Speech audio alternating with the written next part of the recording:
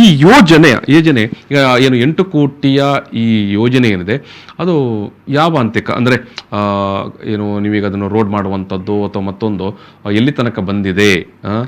ಇದರಲ್ಲಿ ಏನ್ ಮಾಡಿದ್ದಾರೆ ಶಾಸಕರು, ಬಹಳ ತರಾತುರಿಯಿಂದ ಇದಕ್ಕೆ ಗುದ್ದಲಿ ಪೂಜೆಯನ್ನ ಅವರು ಮಾಡಿದ್ರು ಮಾರ್ನಂಬಿ ಕಟ್ಟೆ ಹತ್ರ. ಮಾಡಿದ್ಮೇಲೆ ನೋಡಿ ಈ ಒಂದು ಈ ಪ್ಯಾಕೇಜ್ ನಂಬರ್ 1 ಏನಿದೆ 3.95 ಕಿಲೋಮೀಟರ್, ಇದು ಹೆಚ್ಚಿನ ಕಡೆಗಳಲ್ಲಿ ರೈಲ್ವೆ ಜಮೀನಿನ ಮುಖಾಂತರ ಹೋಗ್ತಾ ಇದೆ. ರೈಲ್ವೆ ಜಮೀನಿನ ಮುಖಾಂತರ ಹೋಗ್ಬೇಕಾದ್ರೆ ರೈಲ್ವೆ ಡಿಪಾರ್ಟ್ಮೆಂಟ್ಗೆ 2 ಕೋಟಿ ಅಷ್ಟು ಏನೋ ಹಣ ಕಟ್ಟಲಿಕ್ಕೆ ಬರ್ತದೆ.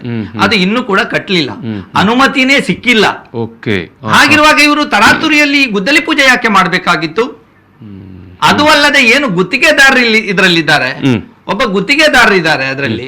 ಈ ಪ್ಯಾಕೇಜ್ ನಂಬರ್ 1 ಯಾರಿಗೆ ಕೊಟ್ಟಿದ್ದಾರೆ ಅವರು ಕ್ವಾಲಿಫೈಡ್ ಕಾಂಟ್ರಾಕ್ಟರೇ ಅಲ್ಲ.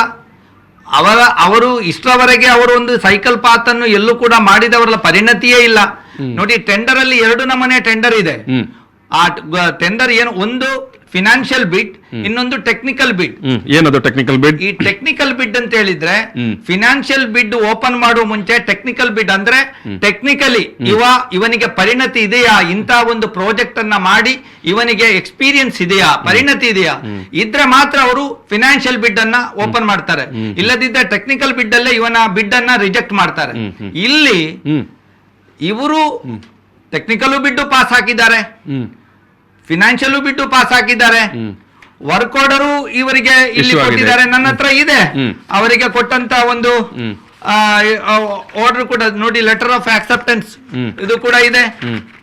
Notice to proceed with the work, ಇದು ಸ್ಮಾರ್ಟ್ ಸಿಟಿಯ ಅವರು ಇದು MD ಅವರಿಗೆ ಆದೇಶವನ್ನ ಕೊಟ್ಟಿದ್ದಾರೆ, ಬೇಗ ಕೆಲಸವನ್ನ ಶುರು ಮಾಡಿ ಅಂತ ಹೇಳಿ.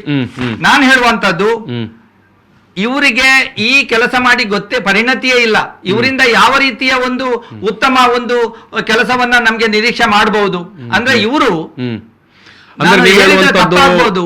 ಶಾಸಕರ ಆಪ್ತರಿದ್ದಾರೆ. ಅವರು ಈ ಟೆಕ್ನಿಕಲ್ ಬಿಡ್ ಪಾಸ್ ಮಾಡುವುದಕ್ಕೋಸ್ಕರ ಅವರು ಫೋರ್ಜ್ಡ್ ಡಾಕ್ಯುಮೆಂಟ್ ಅನ್ನ ಇವರು ಟೆಂಡರ್ಗೆ ಇದು ಅಟ್ಯಾಚ್ ಮಾಡಿದ್ದಾರೆ ಪೇಪರ್ ಜೊತೆಗೆ.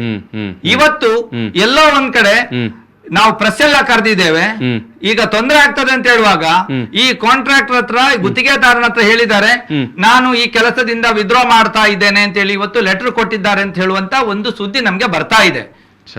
ಮುಂದಿನ ದಿನಗಳಲ್ಲಿ ಅದು ಕೂಡ ನಾವು ನೋಡ್ಬೇಕಾಗ್ತದೆ. ಯಾಕೆ ಸ್ಮಾರ್ಟ್ ಸಿಟಿ ಅಂತ ಹೇಳಿದ್ರೆ ಇದು ಭ್ರಷ್ಟಾಚಾರದ ಕೂಪವೇ ಎನ್ನುವಂತ ಸಂಶಯ ಇವತ್ತು ನಮ್ಗೆ ಬರ್ತಾ ಇದೆ.